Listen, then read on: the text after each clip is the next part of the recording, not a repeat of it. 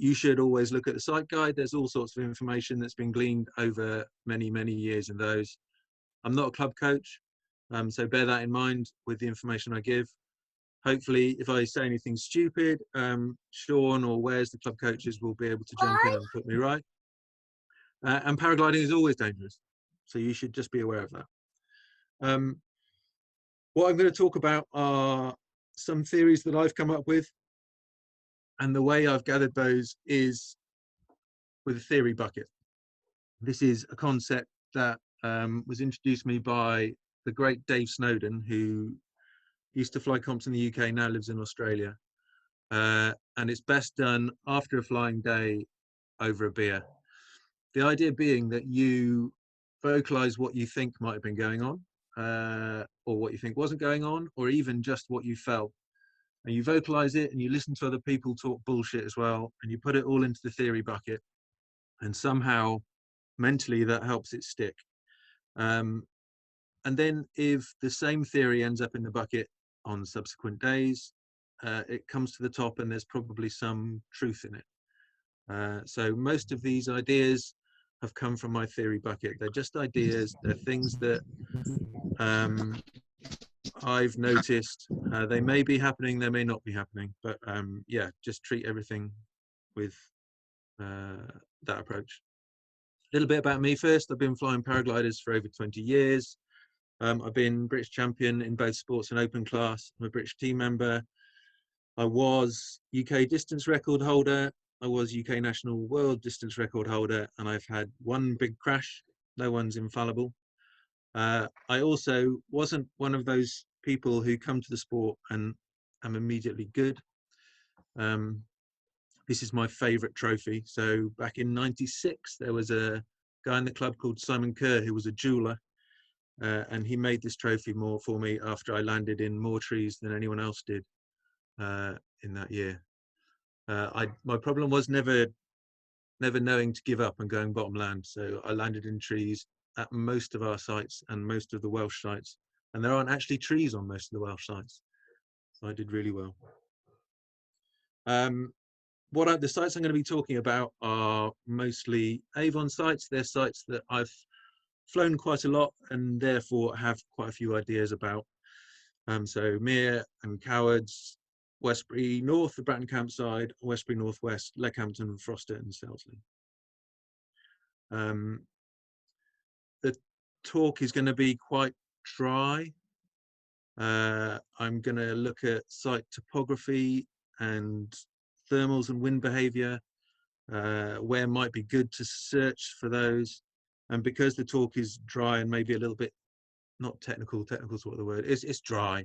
I've just dropped in some random paragliding bits and pieces throughout to keep people engaged and try and stop people sloping off and make dinner. This is the first one.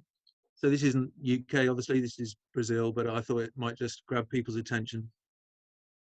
This is PwC in Baixa Guandu.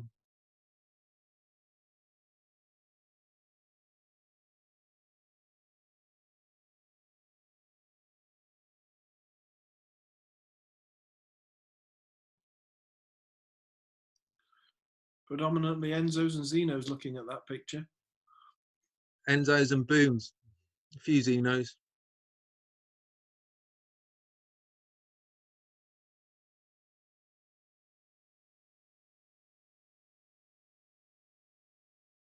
Cool. So the first site is Westbury. On most of these, what I'm going to do is split out features that people may not have noticed, and then talk about possibly how they work, or maybe areas where I would go looking for thermals, and also features that may cause issues or concerns or things that I just bear in mind when I'm flying the site. So the way I'm going to approach each of the sites is a splash from Google Earth with a few main features to aid location, really. And then I'm going to go on to a Ordnance Survey style map with contours so we can see more clearly what I'm talking about. So this is the Bratton campsite. This is White Horses here. We've got the ridge down. Most of us will have flown this. Two main features that are interesting when you're trying to climb out of somewhere. So there's a ridge line here, and there's a shallow ridge line here that actually runs much further than most people think. And then we have this big badger here, which once you're over the back, or if you're trying to fly it in a northeasterly, has quite a lot to say about how the site works.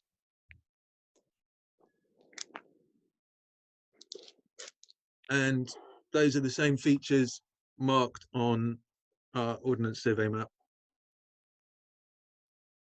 So I'm not quite sure, it makes no sense to me, but in some sites, ridge lines work. And if you push along a ridge, you'll find a thermal. And in some sites, ridge lines don't seem to. I think it's probably something to do with the relative size of the ridge compared to other ridges nearby, or maybe it's the feed to that ridge. But there are some ridges where they feed you spoof thermals. You fly across them, you think, yes, that's it, and you push along the ridge and there's nothing. And there are some that work reasonably regularly. So that's it's an idea that I'll come back to multiple times through all the sites. Before we were able to just dial up stuff like this on the internet very quickly, and a good way of seeing the lie of the land for those who work in a more pictorial way is to have to walk up a few times. When we cover the northwest side of Westbury, we've all been into the bottom landing at Westbury, and when we start covering that, you suddenly realize that the landing field is actually on a little rise of its own. And that explains a lot about how that site works, but from the top, you really don't see it. Yeah, so we have an area of lift out here over the village. We have this area here, which is interesting because it's an area of steeper ridgeline and bowls. We have our ridge here, and as you can see, it pushes right the way out. We've got a secondary ridge here, and we've got the famous spur.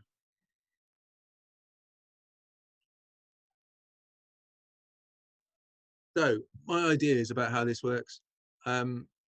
Westbury, basically, the ridges work. We can slope saw, and generally on Westbury, when you hit a climb, 2 or 3 360s, and then you're feeling for the lifty line that you push out from. There don't seem to be any false ridges. Sometimes on this one, there's a tree about here, which tricks you a little bit in that it can give you a bubble of lift. But generally, if you push out from this direction or this direction, or if you're high enough over the back and you can push out in this direction, reasonably long way, you'll find lifty lines, generally caused by the ridge lines. So if you imagine there's a big area of warm air slowly drifting over, it makes it over the road without triggering, which often the road isn't busy, so that's probably why. You can imagine the air has positive buoyancy, so it will inevitably track a ridge line. It's trying to go up, it's just got viscosity, it's stuck to the ground, but it is positively buoyant. And it's going to move up the ridge line and follow that ridge line. And that's what we get in this effect here. So it blows in, it might part initially at the ridge line, come up both small bowls. I hope everyone can see the cursor because I'm almost doing hand movements with it. And then it will follow this ridge line up and trigger. Now, what you tend to find at Westbury is that the thermals normally are reasonably large, and they normally trigger before, properly trigger before they reach the ridge line. So what you tend to find is that when you're on the ridge, what you'll find is the tail of a thermal. So the thermal has huge mass, and it also has inertia, so it's moving less fast than the wind is. And as it triggered, you'll find the core will move up much more quickly than the less buoyant air, which gets rolled off the back. So you end up, if you section it top to bottom, you end up with a teardrop shape. And I think what's happening is that when we're soaring the ridge, we end up connecting with the tail of the teardrop shape. So it's quite narrow. And if we try and climb in that, we end up doing small 360s, and we go into the lift, out of the lift, into the lift, out of the lift. And we might do that once or twice just to feel what's going on. And then if you listen to your glider, so I tend to fly with not a full wrap, maybe just a 1 or a 2 finger wrap. The idea being that A, I quite like a little bit of pain, and B, the information you get from the line on your finger is much better than it would be with either your hands through the brake or a full wrap. So you're feeling for the pressure on your finger, and your glider will tell you which way to go. More pressure means you should turn towards that. Less pressure means turn away. And you can follow this lift line out. We're flying in the tail of the thermal, of our teardrop shaped thermal. And as we go out, the lift will increase, decrease, increase, decrease, increase, decrease. And then hopefully we hit the core, which is the part that's moving up most quickly. So is less blown apart, less blown behind by the wind. One thing to bear in mind when this happens, occasionally you can get false lines. So occasionally maybe our thermal has triggered out here and we're flying a false line, and what actually is happening is the main thermal body is going to drift underneath us and trigger from the main ridge. So what you can find is especially if you're reasonably high on the ridge, you circle, you find your lifty line, you start pushing out, you're feeling through the brakes, a little bit more pressure, just ease over, just with not braking, you're just holding the brake still and you're just weight shifting, just maybe just a little lift of butt to move the glider over a little bit, and you're just following that lifty line. It's important that while you're doing that, you're also aware of what's going on behind you, because you can find that you follow the lifty line, you think you're being a real hero, and every bugger and his dog is screaming out because the thermal's really triggered behind you on the ridge. Doesn't happen that often, but it does sometimes happen, and Westbury is one of the best sites for it to happen at. So that's kind of how I would approach both those lines out. We have a good area of lift out here. The farm often works, and the village often works. And then once you're high enough to be over the back, for some reason, I think probably because it's emptying this reservoir of warm air here as well, once you're back over the car park, it's reasonably easy to stay quite high. You need to be aware on the day of how high, I think it's D123, so the danger area that's immediately behind takeoff goes, because you can often easily thermal up over the top of it. I think the last good day I had at Westbury, it was only 3,000 feet. And people were often pulling out much earlier than they needed to. So if it's only 3,000 feet, you can climb way over it and get a good first thermal away from the site. You might need to step up. So you climb back until you lose it, you push forward, catch the next one, push forward until you catch the next one. So you're moving forward and upwards in a little zigzag pattern. And then once you decide that the sky looks good, either upwind or off to the west, then head off.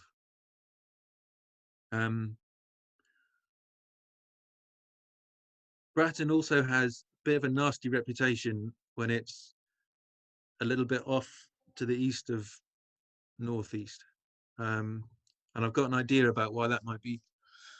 So here we've got a kind of a northeast-ish flow. You can see what happens to the airflow as it hits the ridge. It starts to run along the ridge. We've all flown Westbury in conditions like this, where it's very fast going one way and very slow going headwind the other way. This ridge here obviously works because it scoops the air up over. And it feels reasonably benign. It feels fine. You're just waiting for a thermal to get away. And if you can climb in this wind direction, then obviously it's much easier to get around the corner of the airspace. However, we have our big sink here. We have Coombe Bottom, which is much steeper than the main ridge. It's deep.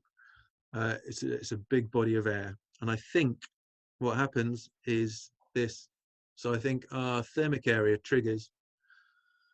And you find it in a lot of sites where if a thermal triggers, it changes the direction of the air quite massively. And I think, well, certainly I used to underestimate the differences that made to the wind direction, to the air direction traveling over the site, and especially in Coombe Bottom, where the back edge of the ridge is so steep and so high. I think it probably funnels air along the ridge and out in this direction anyway. So you end up with an area of compression here, and the air is only too happy to go somewhere else rather than through that compression. And if we end up with a thermal triggering, which causes low pressure in front of the hill, the easiest route is for the air to come in, hit that area of compression, pile over the top of the ridge, and then you get basically rotor running along the ridge of the hill. If you're above, then it just gets sinky. If you can recognize it, then you can top land. But if you're soaring and you don't recognize it, you get low, and then you're in the rotor, and then you're in real trouble. And that's kind of what I've got about Bratton. Random slide. This is me at Westbury, actually, taken by Tim Carr. Really nice pic. That was an evening flight. It's a fantastic site for just messing about like that in the evening, where things are all benign and lovely. Westbury and a northwesterly. Most of you know this. Quality image. Sorry about that. There's the horse. There's our northwesterly ridge. Those are kind of the only features, but I've marked some out here. So we've got the main ridge, which is obvious to many people. We have the two main spurs that push out. So we have this one and this one, which is top landable, obviously. And then there are several smaller spurs the further along you go. This is what I was talking about, where the top landing field is actually on a little knoll of its own. And this, I think, explains quite a lot about what we find when we're flying this side of Westbury. So as far as slope soaring is concerned, this tends to work very well. You can imagine air coming along and being compressed into the back of the bowl. This tends to work really well here. If there's a bit of a blow, you can often find a little bubble of lift here and a little bubble of lift here. So if you're struggling to maintain, it's worth coming along as far as this. You'll get a bubble, turn back, and you'll get a bubble. And we're interested in going cross country, so what we're actually looking for is thermals. And I think what happens here is that generally the two trigger points are our little island and disturbance around the woodland. Now, whether it's actually the woodland that kicks the air off, or whether it's some sort of weird convergence that happens behind the woodland, I don't know. We have to remember that the air that we're looking for has been sat on the ground, probably stagnant for a little while, and then it started to move. It's buoyant, it's desperate to lift off, but it's stuck to the ground because it's really viscous. So it's moving, it's like a blob of really fluid Play-Doh. So it's revolving as it moves. As it moves, it's letting off little bits that are very, very hot, very buoyant. And that's why you can track thermals that haven't triggered yet. So you find small bits just pinging off, or even a constant stream of very hot air pulling away from the thermal, but the rest of it stays on the ground.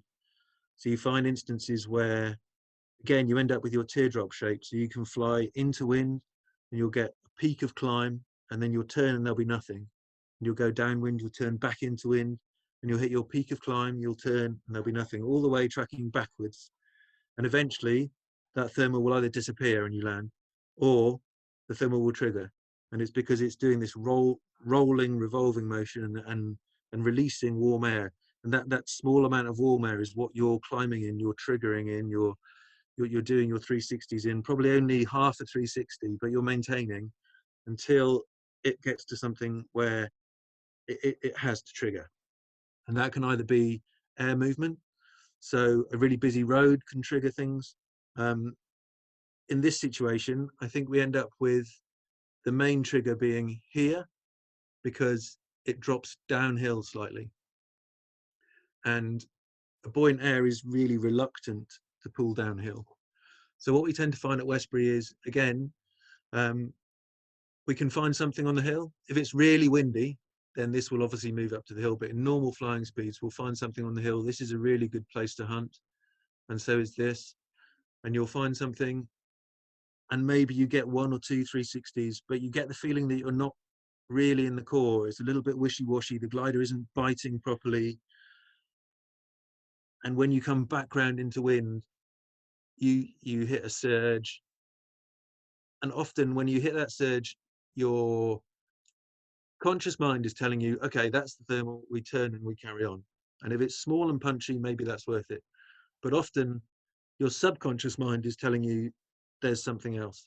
And sometimes you'll fly out through that initial burst of lift, which may even be wind blowing up the front of your pre-thermal, and you push out and the glider becomes stable, maybe even a little bit of sink, but then you'll bobble in and you'll hit the main climb.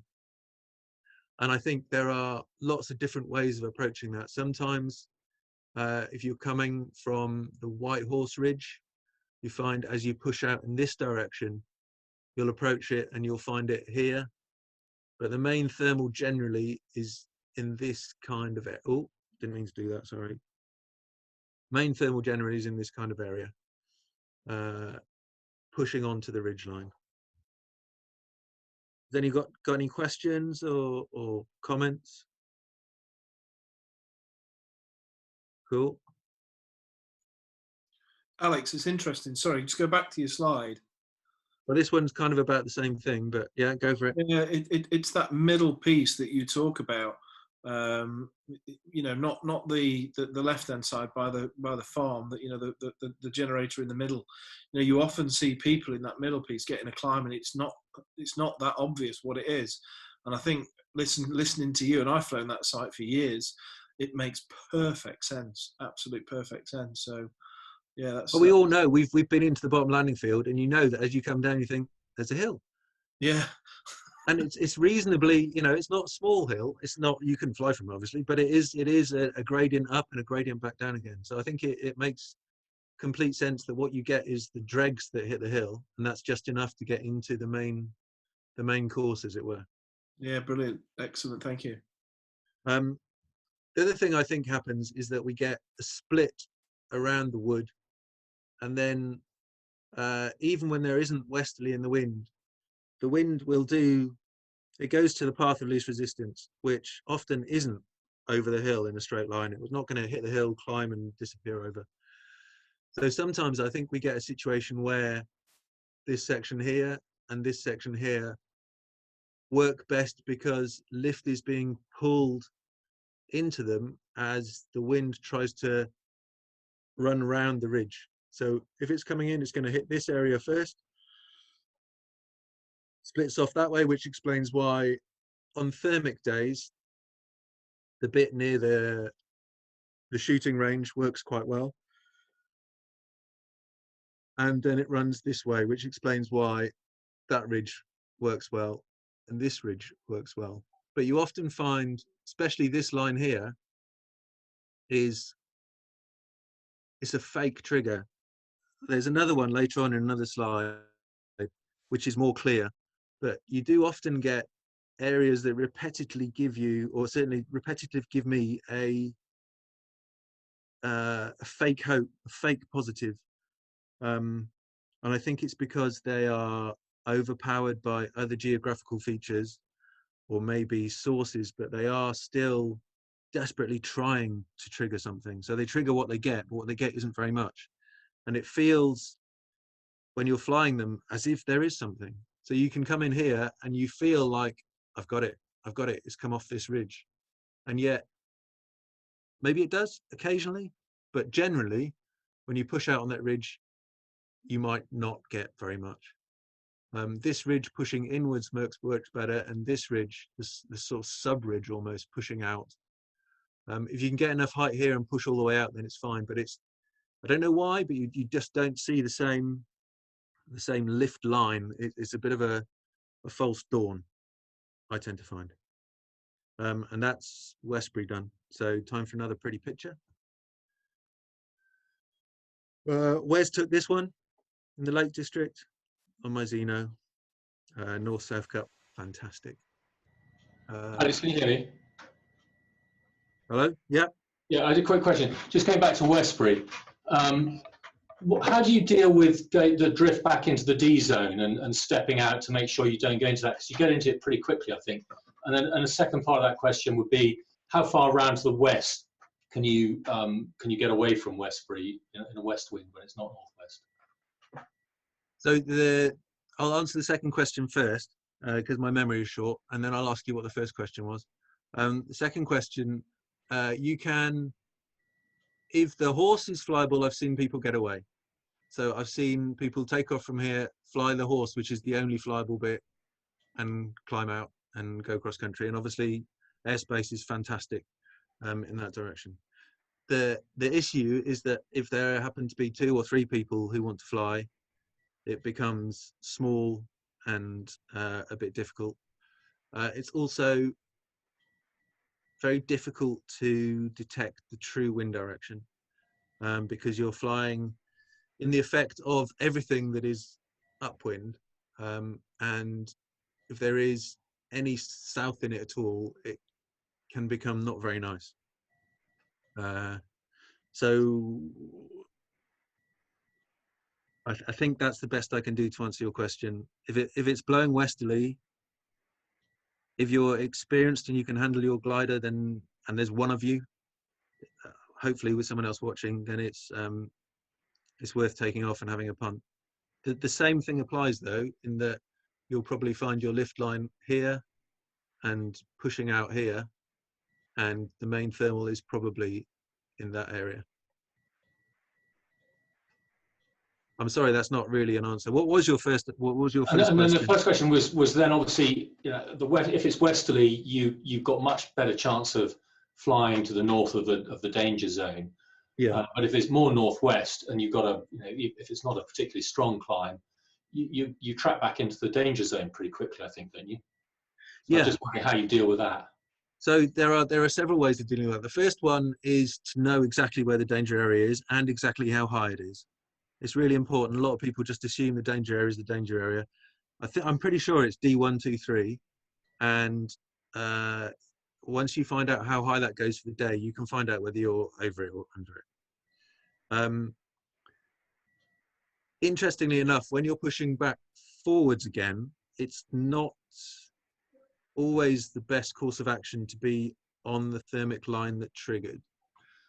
I don't know quite why, but you tend to find that, and possibly it's the right with height rule, and maybe you're flying in wind that's going in a different direction, or maybe the thermal's momentum keeps it going in one direction and the sink goes. I'm not quite sure. If I really had time to think about it, I could give you an answer. But generally, if we're climbing here in a northwesterly and we end up against the danger area back here somewhere, if we just fly back along the same line, we'll probably have a reasonably lifty line because the dregs of the thermal are still coming through. So I think people picture the thermal as a clean column or as a clean bubble, and they're generally not. They're releasing crappy bits of lift before they trigger, and then after they trigger, there's still little crappy bits of lift, and also there are huge disturbance in the air. So if you're high enough, sometimes you'll find that the crap left by one thermal will actually entrain enough air that it becomes another thermal. Sorry, this is a side issue completely, but if you're in a blue sky completely and you have only 1 or 2 clouds within reach, if they're both dying, I would still tend to head towards the cloud because it's a disturbance. It's moving air. You probably have more chance of finding something and staying up and alive and moving on through the day than you do punting into a blue hole. But back to your question, sorry. I think often once you're high and you've nudged the danger area, it's often the best bet is to come directly over the White Horse Ridge in a northwesterly. And I think what happens is Low down, all we're doing is flying dynamic wind and thermals that are triggered from that side. But as I said earlier, the huge bowl at the back is probably one of the major features.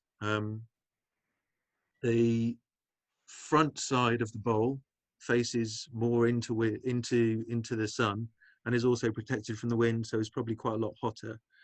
And I think what you're trying to do is maybe leave these thermals behind. They've got you high enough, and you're trying to use you're a bit more big picture, so you're not really concerned about rotor or getting down and landing. You're more concerned about the next step and the next step and the next step in the climb.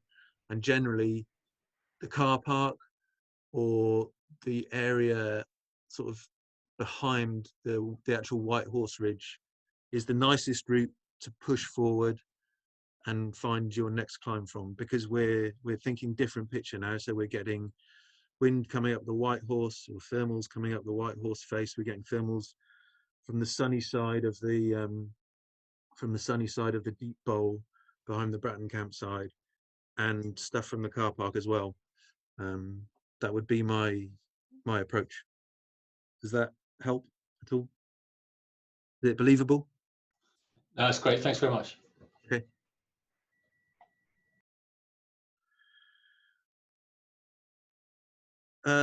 Leckhampton. I don't know who's flown Leckhampton. It's not an Avon site, but it's fantastic. It's a lovely, lovely site.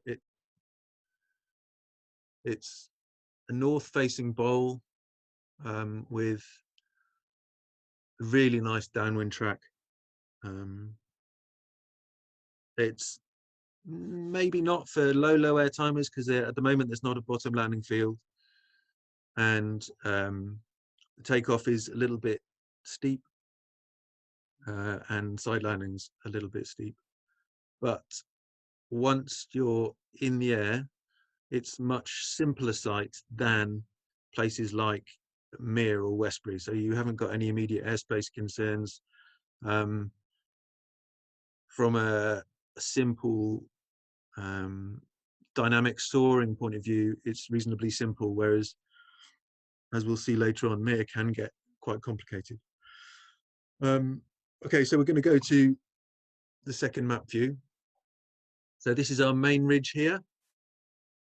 I've put the features in orange, or some in red as well, just to try and confuse people. So they're basically two main bowls. This is the bowl we take off in, and it's a little bit of a cliff edge at takeoff. And we saw this. If there's any westerly in it, or sometimes if the clouds are in that direction, then this bit's steep enough to soar as well. It's covered in trees, and parts of it are fairly shallow. So just be aware that it's easy to get yourself into a little bit of a hole. So if you get close to the trees, just be aware that you know, if it turns off and it gets sinky, just always give yourself a glide out.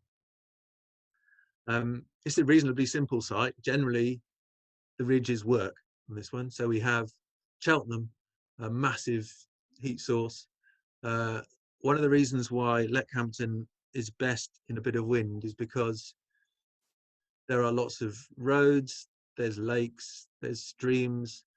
It's a long ridge before our source air gets to trigger points, and if it's not windy, you don't get the thermals. They ping off immediately. With a little bit of wind, Leckhampton seems to work in the way that the thermals track. They track really, really nicely. So you soar and you work out what's going on, get comfortable, and then you choose one of two routes. I think it's in Dennis Pagan's book about hang gliding. It's a fantastic book. I recommend it to anyone. And there are, he goes into great depth with mathematical functions, etc., etc. But then he distills the learning with a boxed section in italics. And one of them is, it's the cloud, stupid. So if you're looking at getting away from any site, if you're low, then the ground features rule, but there's no point in going to a ground feature if there's another ground feature that has clouds on it. So that should kind of overrule anything that I'm going to say. It's always the clouds. But here we have two main routes out. So we've got two main ridges, one towards the golf club and one directly out towards Fleckhampton. The ridges are really obvious, but they have small bowl sections. So I've drawn them as two with some marks on where the bowl section is. Generally, the local guns, so I would say Graham and rest in peace Wayne, their preference is this one. It's the easterly one, and they'll push out a hugely long way. Again, we're in the tail of the thermal, so the thermal has probably released here somewhere, but the wind is hitting our thermal. The thermal is screaming up. If we're climbing at 3 meters a second, then the air in the thermal is going up at 4 meters a second plus. Some of it will be going up at 1 or 2, and that has less momentum, and will get blown off the thermal. So what we're looking for is climb on the hill, which will be dregs, probably. Sometimes you'll find the big one and you'll just ping off straight away, especially if it's windy. But generally, you'll find the dregs. And then you're pushing in the dregs. You're trying to follow those dregs because A, they give you the best glide out, and B, they're going to take you towards the core. So 1 finger, 2 finger wrap, follow the pressure. It's really straightforward. And then once you're in a climb rate you're happy with, your glider will tell you when you hit the core, and more specifically when you're about to get to the edge of the core. So ideally, it's not too harmful to pop out the front and do a UE, but ideally you're listening to the glider, the climb rate will peak, the glider will rock back a little bit, and then it'll rock forward as you hit the core. And then most gliders will do a little stutter. So they just do, it's just in yaw, and it's just a left, right, left. And if you're quick and you hammer it, then that's the front of the thermal. That's the glider is just reaching the front of the thermal. The leading edge is probably sticking out into air that's not going up quite as fast. And that's the time to bang in your 90 degree and get back round, give it a slightly longer tailwind, and then you should be up and away. Like I say, relatively simple sight. The takeoff it looks scary, but it's fine. Inflate glider, walk to edge, and wait for glider to take you off, and then you're fine. And this area, as I said, just make sure you have a glide out. Okay, I'm going to move on. That's me on my gorgeous Enzo 2 at Froster, taken by Wayne. Bless it.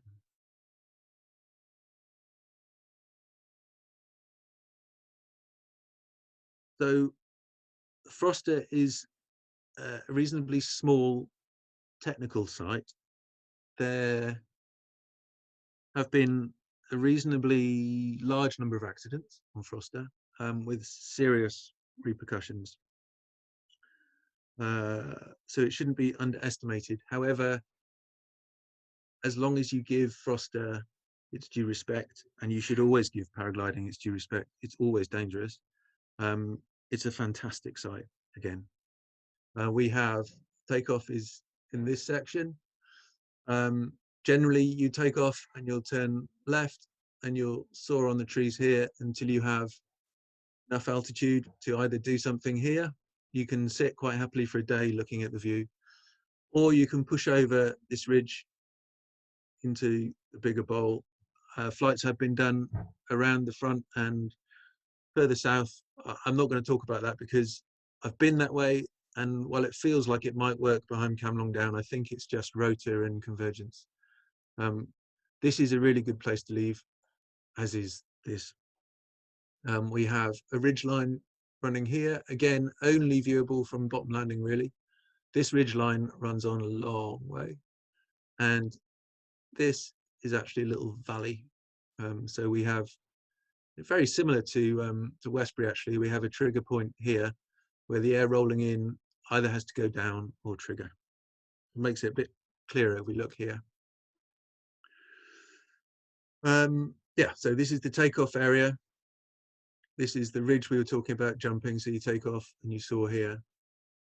And you can see that ridge I talked about. So it's quite steep at the top. It pushes out a long way. And then we have the secondary ridge at the back here, and this goes off towards Camelong Down.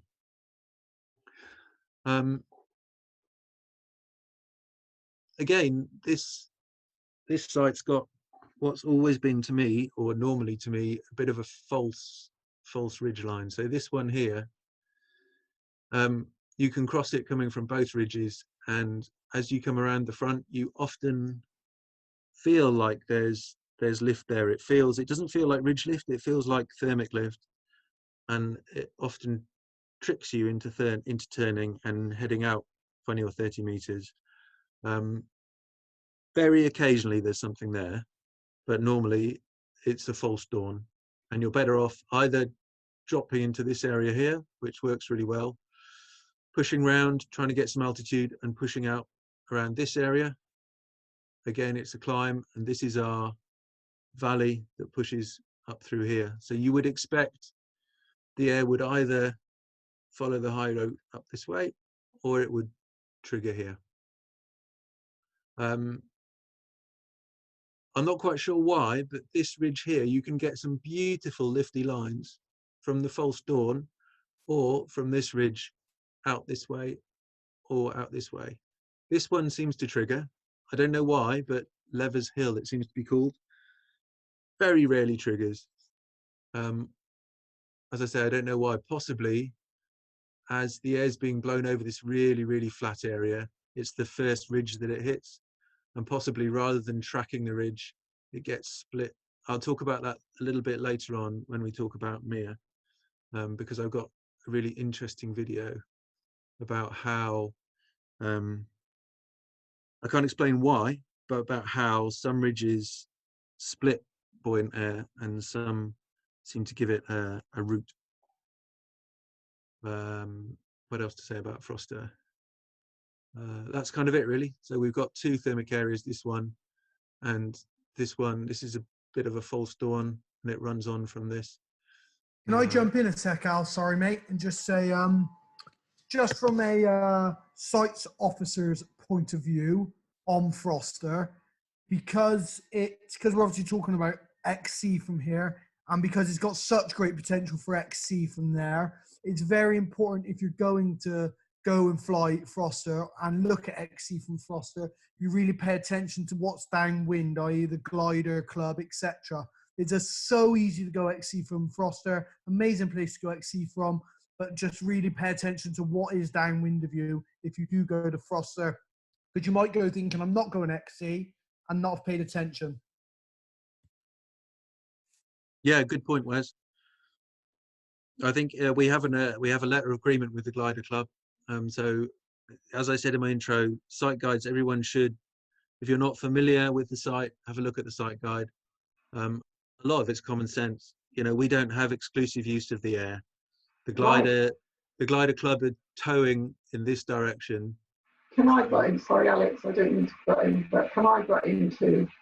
If anyone is flying Froster, yes, please read the site guide, because the Glider Club, they tow out over the trees where we soar and where we're picking up lift. So you must know what to do, because they're coming straight at you. So there it is on the website, so please look at that. It is a technical site, the whole place. So yeah, make sure you are up to date with the site guide, and make sure you get a briefing by somebody that regularly flies it before you take off. Thank you. Cheers, Thanks, Peggy. Alex, sorry. But people shouldn't be afraid of Froster. The big dangers are, you need to know what the agreement is with the Glider Club, but it's not dangerous. There's an agreement in place. Everyone's operating safely. You just need to fly according to that agreement. Yeah, Most of the accidents happen because people tuck in too close to the trees. And there are sections where it's reasonably shallow in the trees. And if you don't have a glide out of trees, it's always going to end up badly. I'm going to move on. I'll just reiterate, read the site guide. Another fantastic picture. This was the North-South Cup. I'm not quite sure which way I went after that. Selsley. Selsley, super simple site. I absolutely hate it, but I've covered it because I've got a few ideas. Generally, I find there is one thermal at Selsley, and I always miss it. So we've got the ridge line, and then we've got a line of trees. So basically, all the time you're flying the ridge, you're flying in rotor from the trees. There are modelers who have the best bit of the ridge, so we're only left with the shitty bit. Ideas about how it works. There's a fantastic lifty line from the modeler's end, but we're not allowed there. And there's another lifty line here following out into this area. Generally, again, what you're looking for is enough altitude off the hill to get off the hill, in front of the hill, and into the lifty area here. The cow sheds here, I think they're cow sheds. They work well because they're protected from the wind, and they're full of methane producing cows. My advice for Selsley would be make sure you're in the air, be in the air all the time if people are staying up, because generally it's a one thermal only, and that's it. The track over the back is fantastic in a northwesterly. The best part is you get to fly over loads and loads of other flying sites. So when people are grounded, you get to fly over at Cloud Base, which is lots of fun. I'm aware of time. We've got 10 minutes left, so I'm going to move on to Mere and Cowards, because this is Mere in particular is it's a site that I flew a lot when I was beginning, and it seemed really simple to me, but the more I fly it, the more I realize how complex it is. So this is Mere. Most of you will have flown it at some stage, and this is Cowards. We have a butt shape at Mere, and then Cowards, whizzing onto the ordnance map. So the reason it's complex, there's lots and lots going on. Basically, we're sawing this bit, but we have a ridge that runs all the way down. So that's a trigger point. We have a tump here, so that's a trigger point. And then we have a constriction here. Again, that's a trigger point. So realistically, looking at the site, it should never trigger, but it does. It works quite well. I don't have an explanation for that. But generally, what seems to happen is that we fly in thermal that's produced in the bottom field. I think we very occasionally get a thermal that triggers from the land in front and just drifts over and the whole place goes up. But generally we're flying in this kind of area. This little blue line, I can't remember if it's there anymore, but there is a power cable that runs down in this corner somewhere. This ridge, or this little bowl here, just has horribleness written all over it to me. In a southwesterly, you end up flying it behind a rotor inducing ridge, and there's a power line, and it's sharp, and a small change in wind direction can mean you're flying in the lateral rotor from this ridge line. Yeah, I'd stop here. And then we have a big flat field here, and we have several collectors in this part and our little tump. So my ideas about Mere. I think it works very differently from the other sites we've talked about. I don't know if that's because the air that we're flying from is, how can I put it, it's brewed locally. It's maybe not as buoyant or not the same sort of temperature as we would get if it's been slowly traveling over land, getting hotter and hotter. As a result, generally, I think when you're flying Mere, the bowls seem to be the place to look for thermals rather than the ridge lines. That kind of makes sense. If you imagine that air that's really buoyant would follow a ridge line, but if all we're doing is looking at one or two fields that are heating up and releasing, maybe it's not quite as buoyant, and so it's getting blown along and it separates at a ridge line and then goes up in a bowl. I don't know, just an idea. So there are three main areas. Number one here, which is the typical bowl off to the right of takeoff. It can be a little bit turbulent.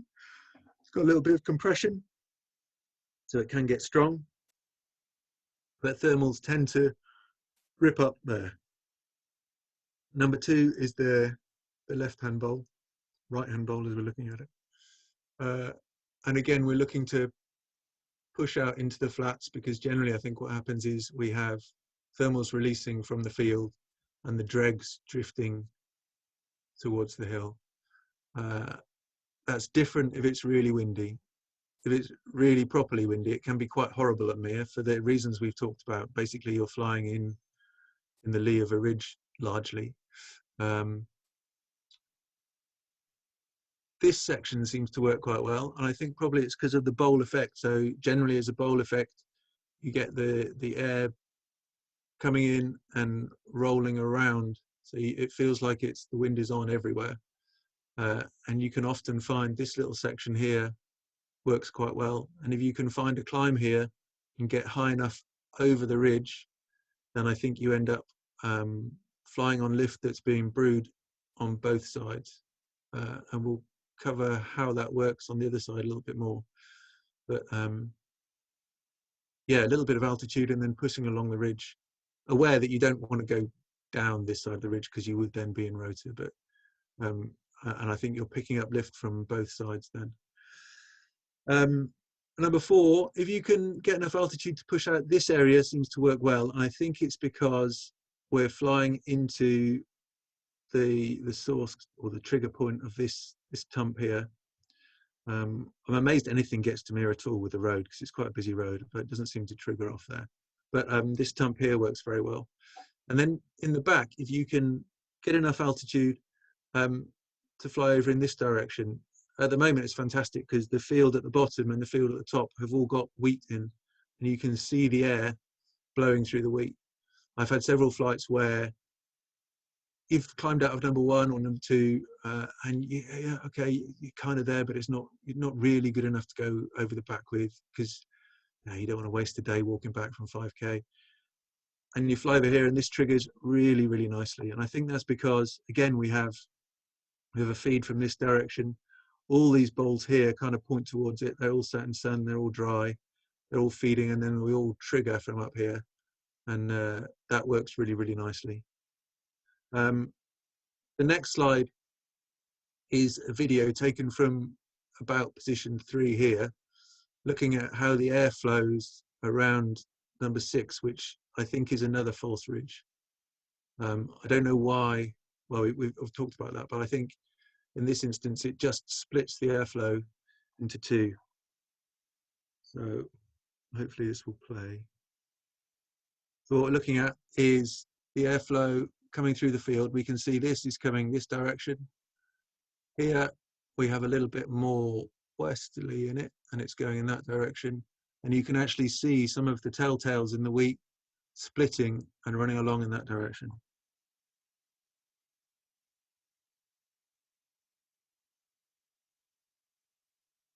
So you can see the difference in direction. Here we've got due south. Over here it's definitely southwest. And here you can see some of it running in both directions along the ridge.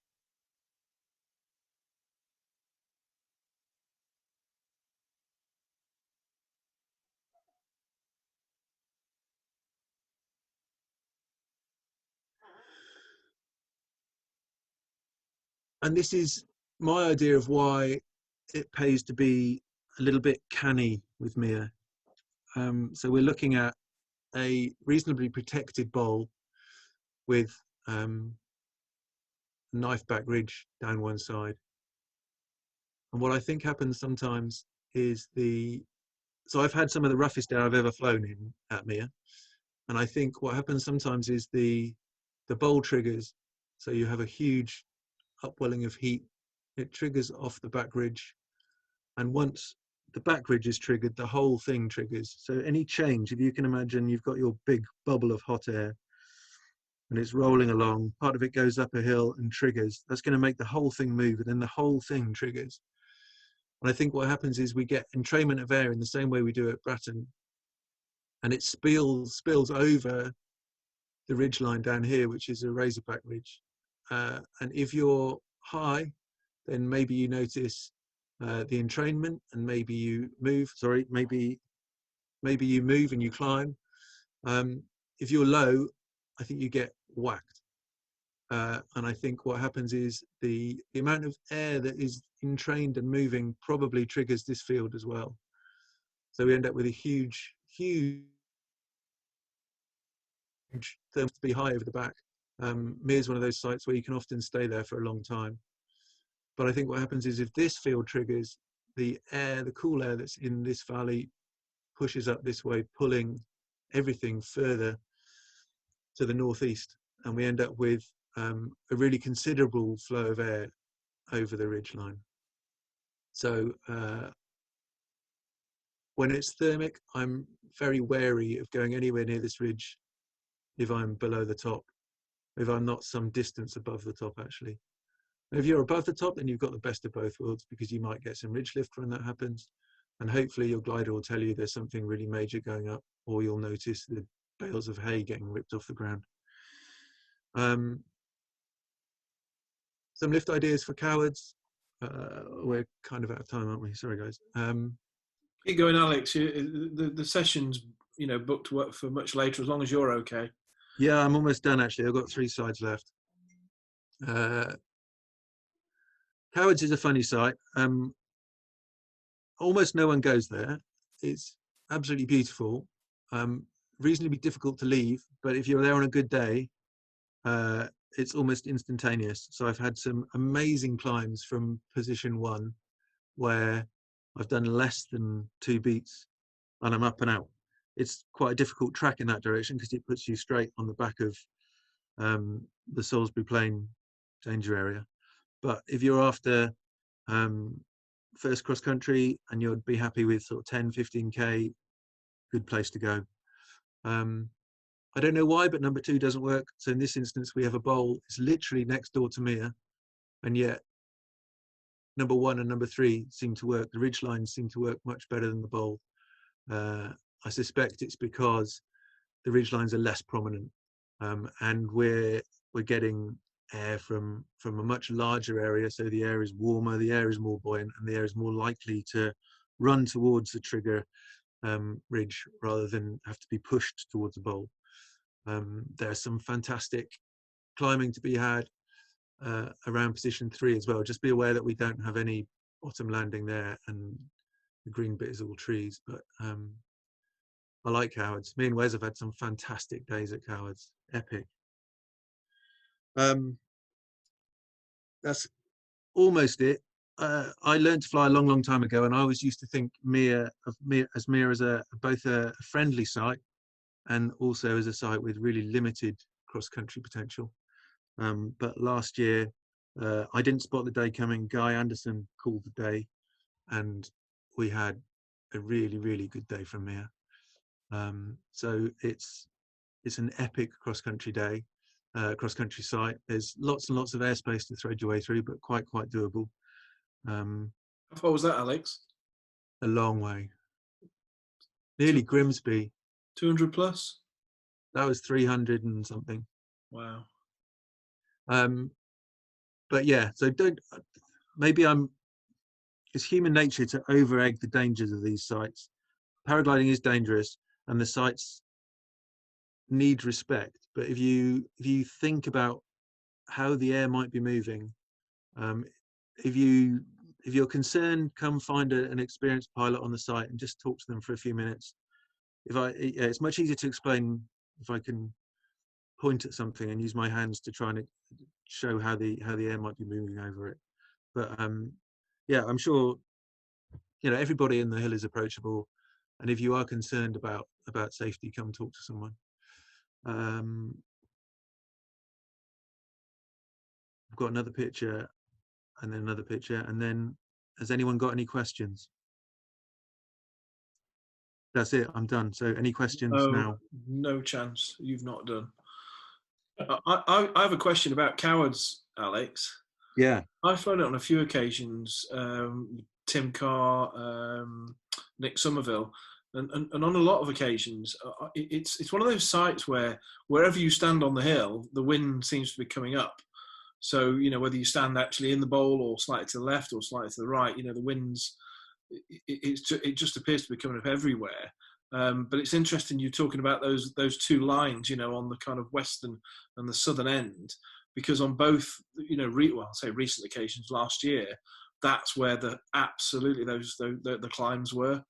There was nothing in the bowl. You had to go to the left or the right. So again, I've learned something. So thank you.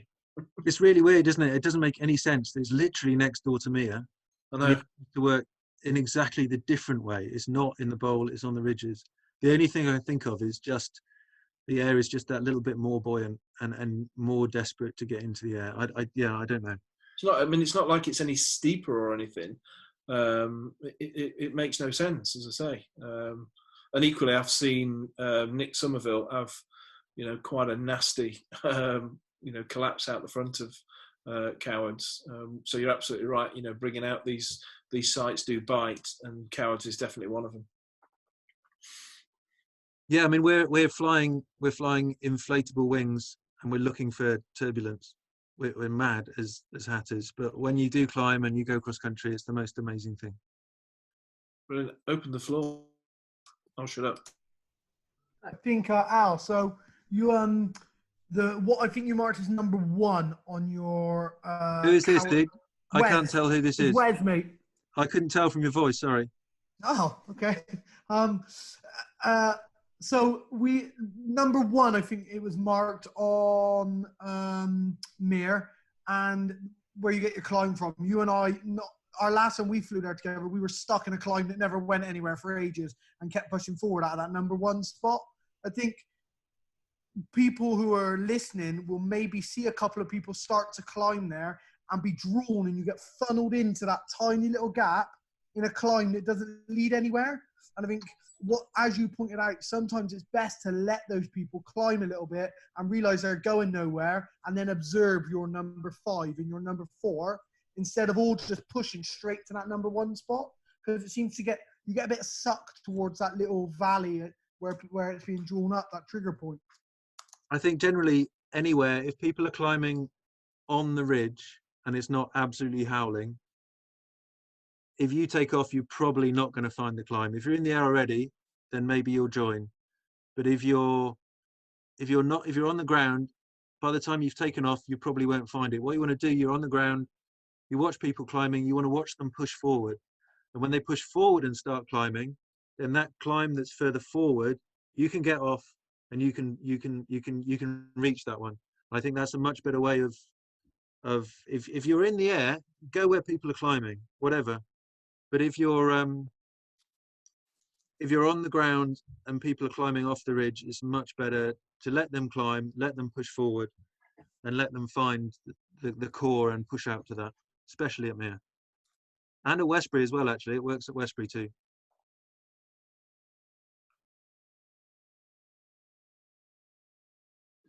I was just wondering, air mass, does that make a big difference to the way that so obviously you've got a northerly wind at Westbury, and then you've got a southerly at Mere. Does that make a big difference to the way that it works, just the air mass that that's affecting the hill? It may do. I'm not technical enough to know. I guess the northerly slope probably is receiving less direct sunshine, and I know certainly in the southern hemisphere people fly massively on slope direct into sun, so maybe that's the difference. But then you would have direct sun on Cowards as well, and yet they operate in completely different ways, and they're 200 meters apart, so I don't know. Okay, cheers, thanks.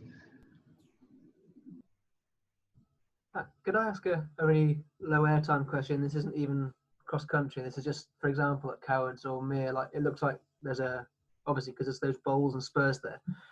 How easy is it to actually assess the true wind direction there? I mean, like if you're there and you stood there, it looks like even any ridge you walked out on to try and assess the wind would be affected by the bowl on the other side. Or is it not that difficult when you're there? No, it is very tricky with most bowl sites. It's a little bit tricky. You've got You look much younger than I am, Tom, so you'll probably find if you can see the flag out on the spur in front. So next to Mere, there's a small ridge. I think it's got a war memorial on it. And if you can see, there's a Union Jack. There's a Union Jack on the top of that, and you can see the direction that's heading in. That's true. Okay, cool. Thank you. I've got a question. Far away, Ben. I often find it helps if you're in a thermal to spend a bit more time flying into wind on it, and then turn pretty quickly. Don't spend time going downwind, a bit more time into wind. Can you explain the theory of that? Why, or do you agree that that's often the case or normally the case? And then why is that, if so? I think it's definitely the case when you're lower down. And I think it's because if you imagine the thermal's made up of air with different buoyancy at different temperatures, and the air that has a higher vertical component is going to be blown off the thermal less than the air with a lower vertical component. So what you actually end up with is hopefully a nice clean trailing edge. Your hands are just below the screen, by the way. Sorry, you have, There we go. you have a nice clean thermal core with wind blowing up the leading edge of the thermal, which gives you a peak reading. And then you have bits blown off the back, whether that's entrained air that's managed to gain some temperature, some positivity, or whether it's original thermal air that's just been blown around. And therefore, if you hit the front of the thermal, you're hitting the air that's coming up the thermal, being blown up as it does on a ridge. You get that stutter. If you can get the glider around inside that, and then back in, so you're coming out and you're moving then into the air that's being blown by the meteor wind. So you come out of the core at the front, you're then in the air that's actually moving downwind, so you're moving downwind further. And then you turn back into the tail, you're coming back into wind, and you're back into your core again.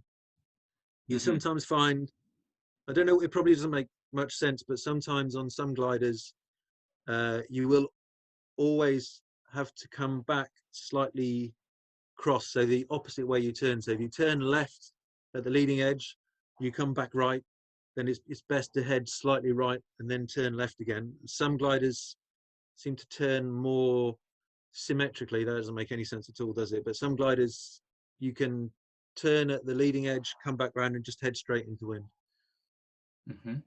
But definitely you end up doing, it's almost, I guess it's a teardrop shape, but you're trying to half the teardrop. So you're trying to, especially low down, you're trying to get the rising air that's blowing up the front of the thermal, make the most of that with a really sharp turn, and then a more gentle turn and a push up wind again.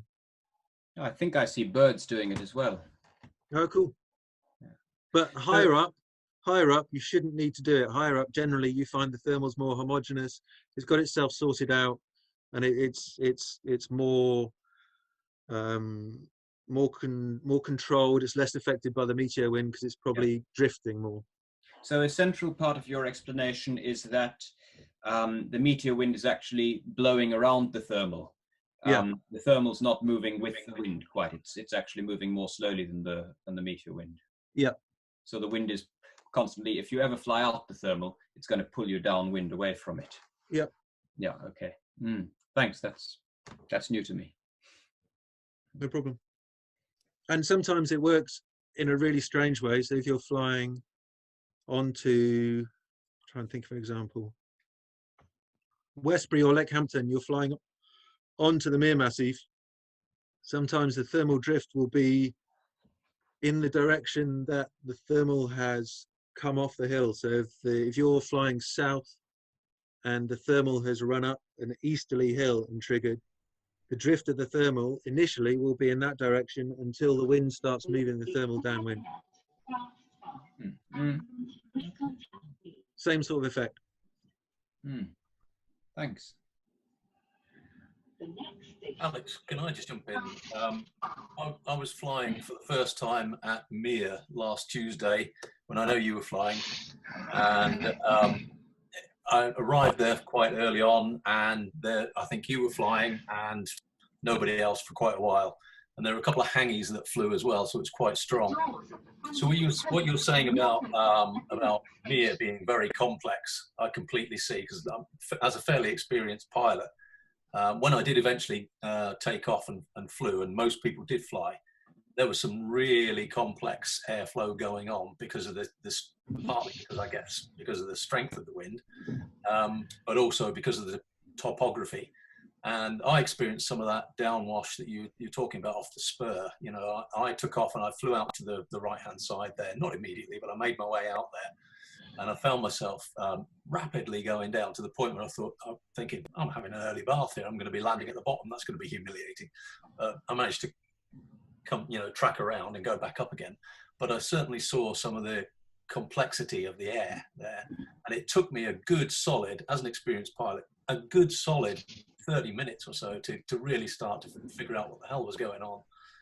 So yeah, good takeaways from there, thanks. Yeah, and the other thing that can happen is you think you've got it nailed and then something really unexpected happens. I think that's the wonderful thing about paragliding, is that no one knows, really.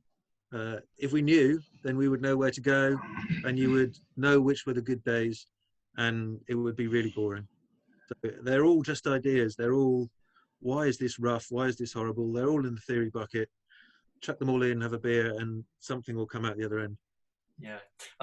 So I think what I mean is I was taken away from there is that, going back to what you said at the very beginning, respect is, never take anything for granted. And you can see with the case of Mir and Cowards, you can see just looking at the ground that this is going to be complicated. Yeah. And it's sure once you get high enough, things sort of smooth out a little bit, but the wrinkles down below, yeah, definitely. It's all horses for courses as well. I mean, it can be absolutely beautiful if it's non-thermic, laminar, sunset flights or something. It's absolutely gorgeous place to be.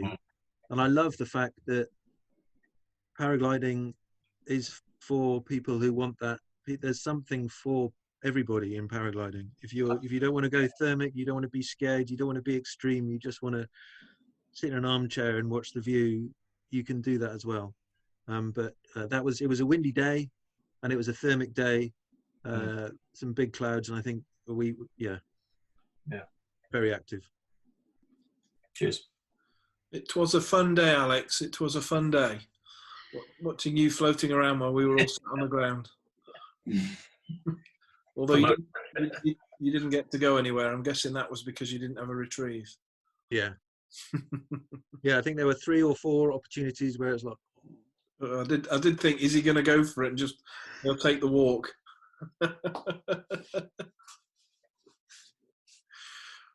Anybody got anything else for Alex? Rob Davis here, Malvern but also Avon associate, and I'm the site officer for Leckhampton. Sorry. No, it's fine. I've thoroughly enjoyed what you said about Leckhampton, and yes, if you take off and yes, you find the thermal and get up and get away, it is a very straightforward site. But there's a big but, which I don't think you really emphasised, is that even on a windy day when you've got 10 to 15 mile an hour wind coming up the hill, if the thermal takes off in Cheltenham, which it sometimes does, the wind can suddenly literally switch off to 0 in the space of seconds. And if there are 10 or plus gliders fighting around trying to slope land or top land, it can get very, very messy. This year there have been a couple of accidents there with broken bones, and I would just like to emphasise that it's not just as straightforward as it seems. No, thanks, Robert. Good point. Thanks.